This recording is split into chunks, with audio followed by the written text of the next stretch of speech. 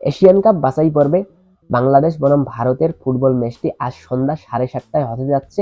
এই ম্যাচটি তো লাইভ দেখা নিয়ে কোনো আসলে সমস্যা থাকার কথা না, কারণ টিভি স্ক্রিনে টি স্পোর্টসের পর্দায় এবং মোবাইল অ্যাপেও আসলে টি স্পোর্টসে দেখা যাবে।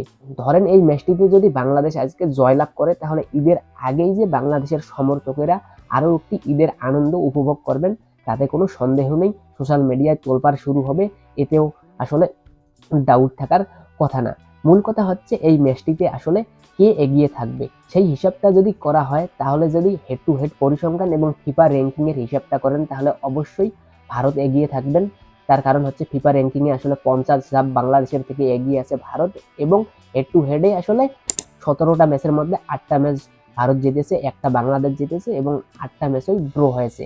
আর সাম্প্রতিক পারফরমেন্সের যদি হিসাবটা করা হয়, সেদিকটা থেকে আবার বাংলাদেশ অনেকটাই এগিয়ে থাকবে, কারণ লাস্ট 5টা ম্যাচের মধ্যে বাংলাদেশের জয় 2টা এবং লাস্ট 5টা ম্যাচের মধ্যে ভারত কোনো ম্যাচে আসলে জয় পাননি, এমনকি লাস্ট 10টা ম্যাচেও আসলে ভারত জিতেননি। এছাড়াও এই ম্যাচে আসলে বহুল আলোচিত সেই হামজা চৌধুরীর অভিষেক হচ্ছে, সেই দিকটা থেকেও অর্থাৎ অনুপ্রেরণার দিক থেকেও আসলে বাংলাদেশের ফুটবলাররা কিছুটা হলেও এগিয়ে থাকবে।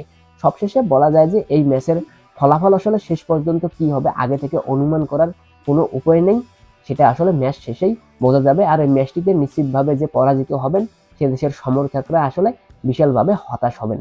যাই হোক, জয় পরাজয়ের হিসাবটা বাদ দিয়ে বাংলাদেশের ফুটবলারদের ওভারঅল কতটা ইমপ্রুভমেন্ট হয়েছে, পাসিং অ্যাকুরেসি কেমন, ট্রানজিকশনগুলো কতটা সফল, সেগুলো হিসাব করলেই আসলে বোঝা যাবে। যাই হোক, এখানেই শেষ করছি এবং এই ম্যাচের ফলাফলটা ঠিক কেমন হতে পারে সেটা কমেন্ট বক্সে জানাতে পারেন।